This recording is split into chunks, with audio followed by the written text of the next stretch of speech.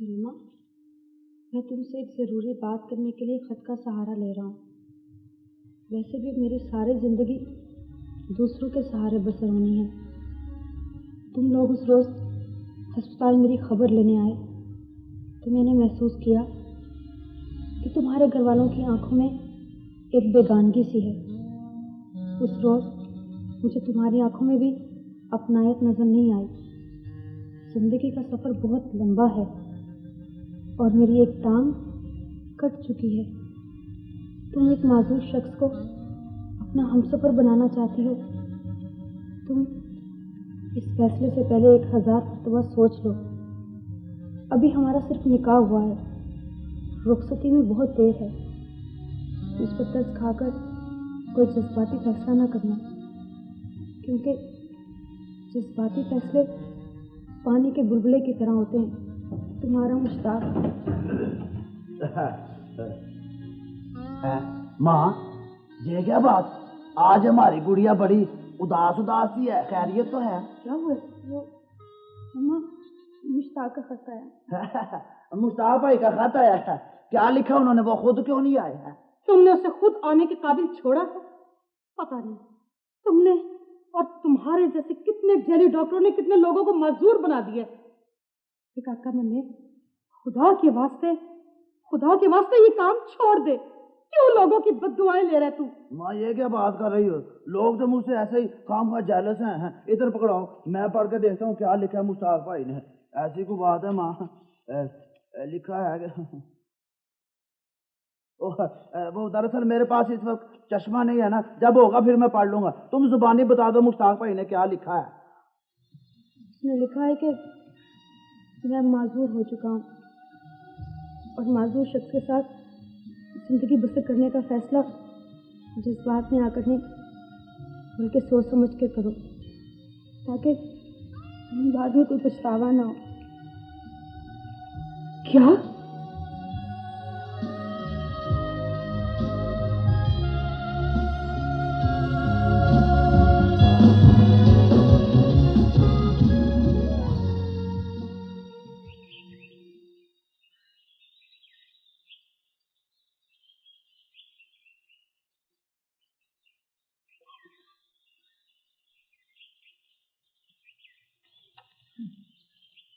बाबा, doctor ने कहा तुम बहुत जल्द ठीक हो जाओगे और अभी थोड़ी देर में डॉक्टर साहब आने वाले हैं। ठीक है, तुम अंदर जाकर बैठो। तुम्हारा बाबा तुम्हारी शक्ल देखकर इतना खुश नहीं होता। खुदा के लिए अब इसे मजीद तो तकलीफ ना दो ना। माँ, तुम मेरा कसूर माफ क्यों नहीं कर देती? मैं अपने गुनाहों का बहुत कफारा अदा कर चुकी हूँ, माफ कर दो। देखिए, अगर मेरे बाबा को मेरा यहाँ बैठना पसंद नहीं है, ठीक है, मैं अंदर चली जाती हूँ।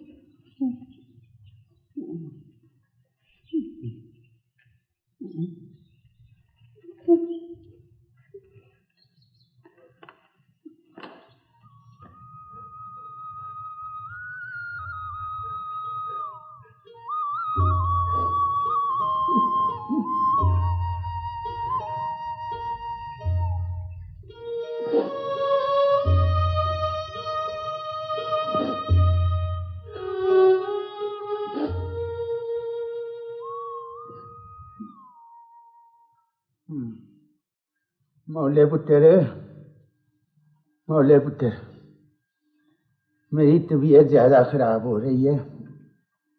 ऐसे लगता है जैसे पूरे पिंडे में आग सी लगी हुई है।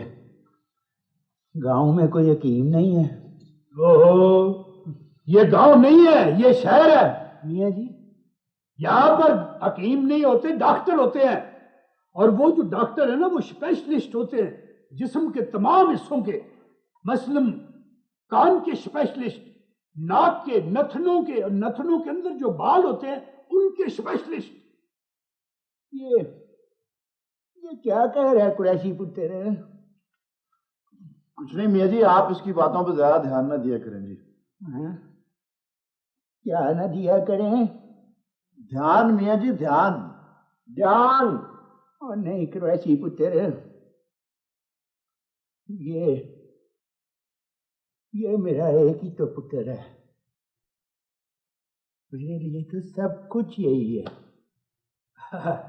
शबन, यार ये इनकी मेहरबानी है कि मुझे सगे बेटों से ज्यादा अजीज समझते। मौले पुत्र, मुझसे बर्दाश्त नहीं हो रहा। वो मुल्तान वाले हकीम साहब है ना, जा यार उनसे दवाई ले आ।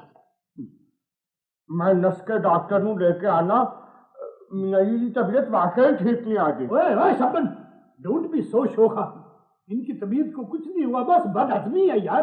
डॉक्टर लाने की क्या जरूरत है। वो साथ वाले कमरे में जाओ ना, छोटा फ्रिज पड़ा हुआ, उसमें से एक बोतल निकाल के 2 नमक डाल के अभी ठीक हो जाएंगे, मैं कह रहा हूँ। अच्छा लेके आना यार क्रैशी 10 दफा कहा है मियाँ जी को कि मैं गांव की बस पे चढ़ा देता हूँ, आगे 3 मील का पैदल सफर आते तबीयत ठीक हो जाएगी। रम्या जी, नक बंद करके पी जाओ, इंशाल्लाह हुने ठीक हो जाओगे। ठीक करके पी जाओ। नाक बंद करके।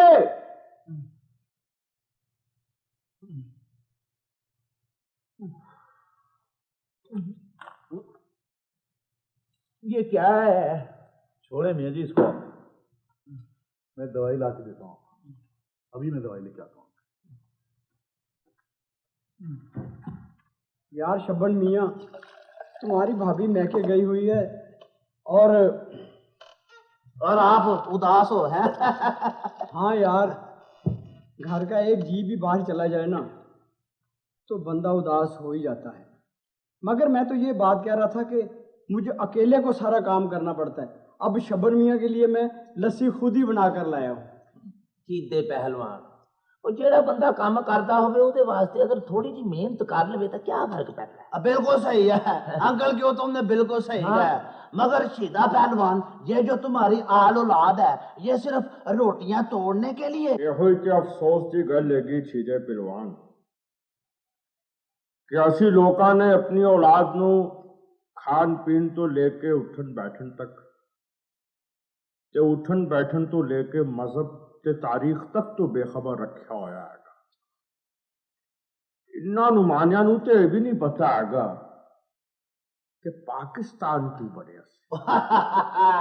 और शबन मियाँ, बात तो जरा सोच समझ के किया करो। अब तुमने पाकिस्तान का नाम लिया है तो अंकल क्यों शुरू हो जाएंगे। चलो अंकल क्यों शुरू हो जाओ, ठहर जाओ। पहले मैं तुम्हारे लिए एक बेंच लाता हूँ, फिर उसके ऊपर खड़े हो गए ना तो खेल शुरू कर देना। आखिर क्यों अंकल, क्यों? शाबाश, शुरू हो जाओ। आखिर क्यों? उड़ाओ उड़ाओ मेरा मजाक, हंसो हंसो मेरे ऊपर, लेकिन मैं अपनी बात करन ते बाजता नहीं आवांगा। मैं थोड़े गल अपनी बात जरूर करांगा। मैंने थोनू अज तक नहीं दसिया कि मैंने पाकिस्तान की खातर किन्नियां कुर्बानियां दी हैं। दसिया मैंने थोनू? अज तक नहीं मैंने दसिया थोनू।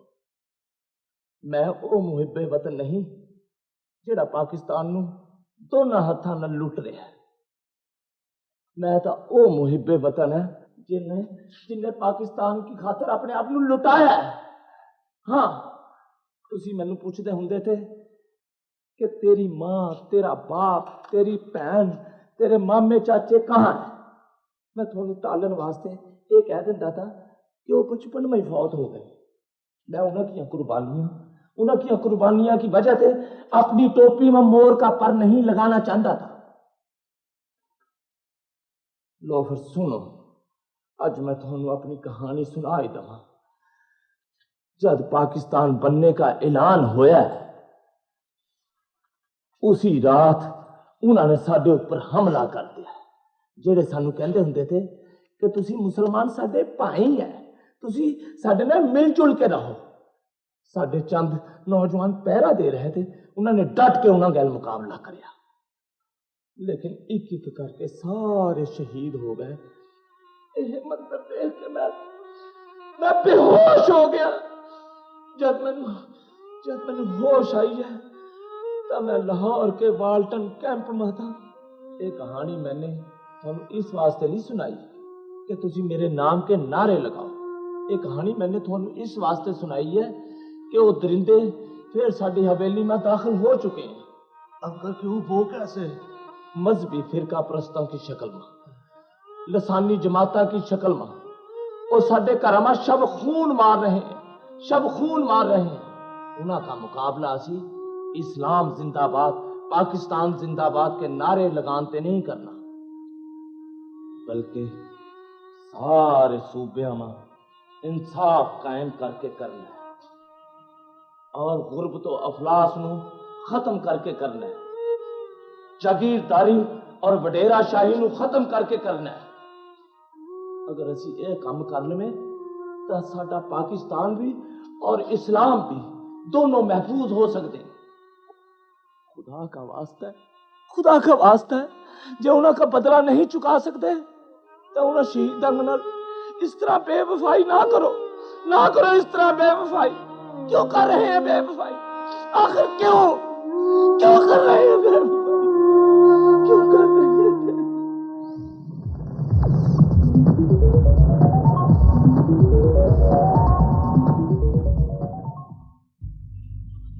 फातिमा, आज मैं बहुत उदास हूँ। थोड़ी देर के लिए मुझसे बाजवे की बातें करो। बाजी, मैं आपसे बाजवे की क्या बातें करूं? मैं तो उसे जानती भी नहीं।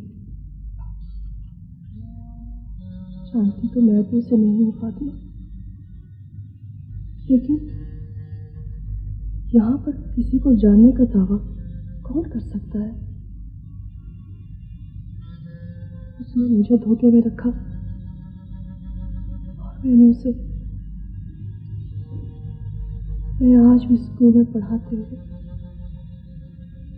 उसे भूल नहीं पाई। मुझे वो सामने बैठे हुए मासूम बच्चों में से एक मासूम सा बच्चा लगता है। मुझे यकीन है अगर मैं उसे नहीं भुला सकी ना, तो भुला वो भी नहीं सकेगा मुझे। लेकिन एक गलती का जिंदगी भर पछतावा रहेगा मुझे कि मैं आते हुए आज को यह बताकर भी नहीं आई कि मैं कहाँ जा रही हूँ।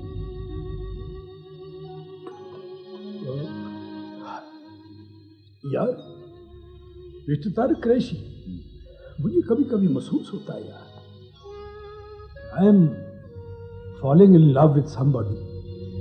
अच्छा। यार मैं ये तो नहीं पूछूंगा कि वो खुशकिस्मत कौन है, लेकिन महाराज तुम खुशकिस्मत हो कि किसी से मोहब्बत तो करते हो ना। मैं तो इस जज्बे के लिए तरसा हूँ यार। मैं अपने कैथारसिस इस दुनिया में बसने वाले करोड़ों लोगों से मोहब्बत के जरिए करता हूँ। शाबाश, करोड़ों से मोहब्बत करना मगर एक से ना करना है। व्हाट लॉजिक यार। वो बदनसीबा, मुझे तो ये बता कि मिस तमीना और वो हजरा में क्या बुराई थी? नहीं यार बाजवा, बुराई तो कोई नहीं थी, लेकिन मेरा ख्याल है कि मुझे मोहब्बत शादी से पहले नहीं, शादी के बाद होगी। यार मिस्टर क्रैशी साहब, I can't understand your bakwas. All right, when I'll come back in the evening, we'll have dialogues with you, right?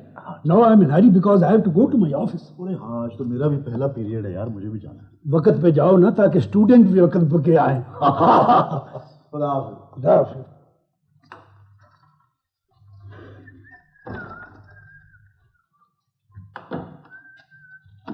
ओहो, आपको कितनी दफा कहा है कि आप बाप तशरीफ ना लाया करें। आप देखें ना, ये शहर है, यहाँ पर बहुत फिजा में धुआं होता है, कंक्लूशन बहुत है, आपकी सेहत खराब हो जाएगी। और फिर बाहर वाले दरवाजे से जब आप बाहर निकल गए तो फिर हमारे पा का स्यापा पड़ेगा। आप अंदर ही रहा करें। अब मैं दफ्तर जा रहा हूं। कहाँ जा रहे हो? दफ्तर जा रहा हूं। शुक्र है। वो आती दफा वो हकीम साहब है ना, मुल्तान से आती दफा मेरे लिए दवाई लेते आना। अच्छा, लेता आऊंगा। मुल्तान मेरे दफ्तर के पास ही है ना।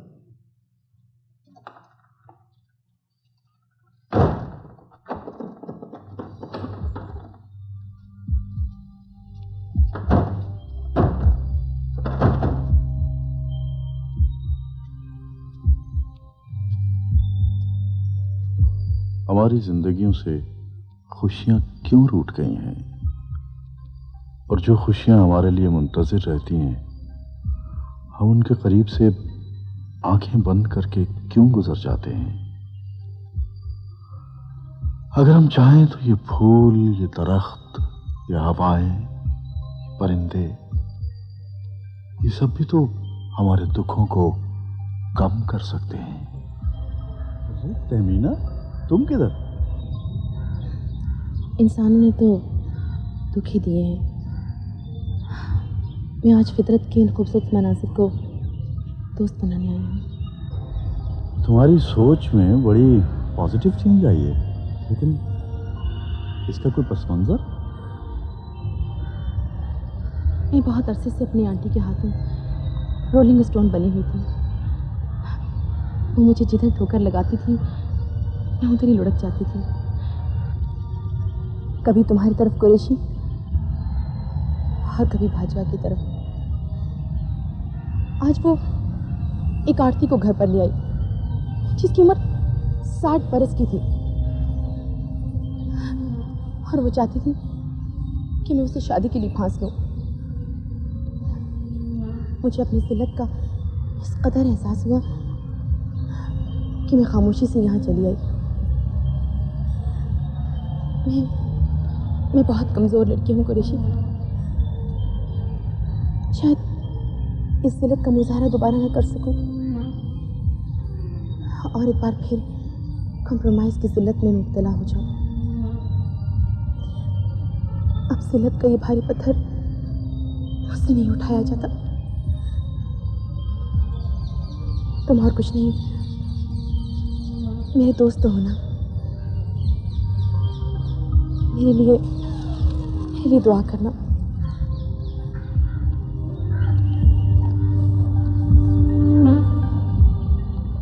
जाने से पहले एक बात कहना चाहती हूँ कुरैशी, मगर ये ना समझना कि मैं तुमसे कुछ मांग रही हूँ, क्योंकि अब तुमसे मेरी कोई कर्ज वाबस्ता नहीं है। मैं अगरचे रोलिंग स्टोन बनी हुई थी, लेकिन मैं तुम्हें दिल से पसंद करती हूँ और इसमें कोई खोट नहीं थी।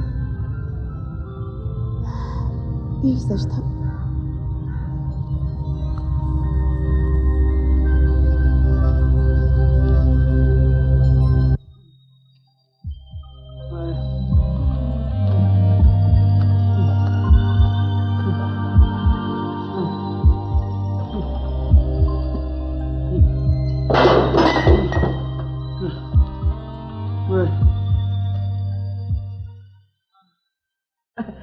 डॉक्टर नीलम साहबा, ये तो आपकी म्याना रवि है। आपको देसी लिबास भी बहुत पसंद है। वैसे मेरे पास ऐसे भी और बहुत सारे सूट हैं, मुझे बड़े सूट करते हैं। वो डॉक्टर नीलम साहबा, मैं पूछ सकता हूँ कि आप इस गरीब के घर कैसे तशरीफ लाई? हाँ भाई, तुम्हारे हमसाए में एक मरीज को देखने आई थी, सोचा तुम लोगों से भी मिलती चलूं। क्या तुम्हें मेरा आना बुरा लगा? नहीं नहीं नहीं नहीं नहीं, बिल्कुल नहीं, मुझे तो बड़ी खुशी हुई है। डॉक्टर नीलम साहब, मैं तो ये सोच रहा था कि मैं भी आप ही की तरफ आ जाऊं, बल्कि मैं आने वाला था। तो फिर आई क्यों नहीं? वो डॉक्टर नीलम साहब, मुझे शर्म आती है।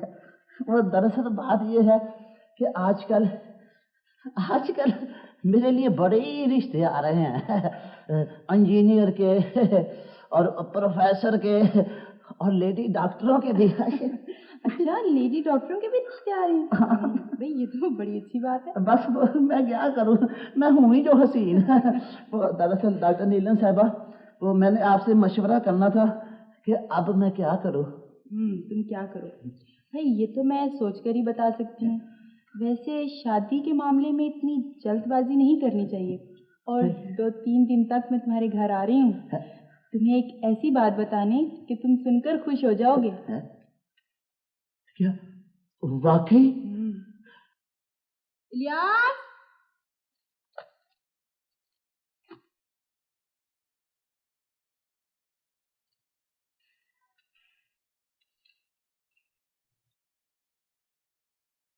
बेगम, मैं सोचता था कि मियां बीवी का ताल्लुक इतना आसान नहीं होता कि उसे जरा सी बात पर तोड़ दिया जाए। चुनांचे शादी के पहले रोज से ही मैं तुम्हारी ज्यादतियां नजरअंदाज करता रहा, बल्कि तुम्हारी खुशी के लिए मैंने वो घर भी तुम्हारे नाम कर दिया जो मैंने खून पसीने की कमाई से बनाया था। लेकिन तुम मेरी चाहत को मेरी कमजोरी समझती रही, मेरी फितरी नरमी से नाजायज फायदा उठाती रही, हत्ता कि इस घर में मेरी हैसियत एक मुलाजिम किसी होकर रह गई। और अब तुमने इस घर को अपना घर करार देकर इस घर में रहने का मेरा आखिरी जवाब भी खत्म कर दिया है। मुझ में अभी गैरत की थोड़ी सी रमक मौजूद है, चुनांचे मैं तुम्हारा घर खाली करके हमेशा के लिए यहां से जा रहा हूं। मगर याद रखो, तुम जैसे लालची, खुदगर्ज और मुफाद परस्त लोगों के लिए कुदरत का अपना एक निजाम है जिसकी इज्जत में तुम यकीनन आओगी। तुमने तहमीना जैसी लड़की, जो बुनियादी तौर पर एक बहुत अच्छी लड़की है, अपने रंग में रंगने की कोशिश की और यूं उसकी जिंदगी तबाह करने में कोई कसर नहीं छोड़ी।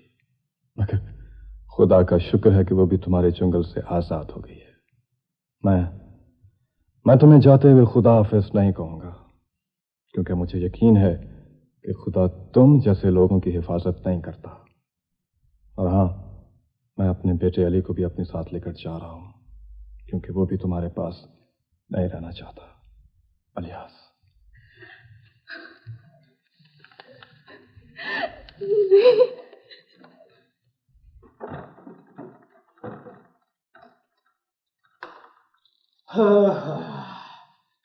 ले अब्बा, तेरे लिए मैं दवाई ले आया हूं, ये गोलियां खा लो।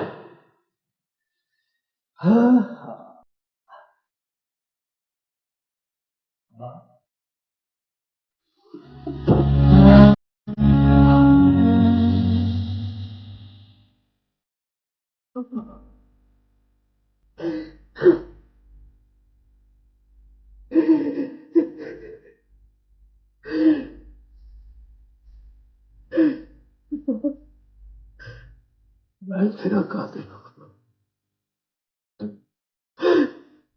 मैं तेरा कातिल हूं।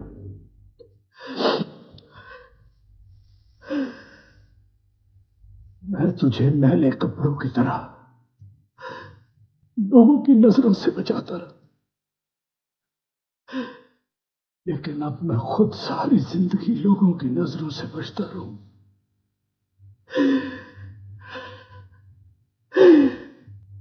किससे माफी मांगू मैं? कौन माफ करेगा मुझे? कौन कौन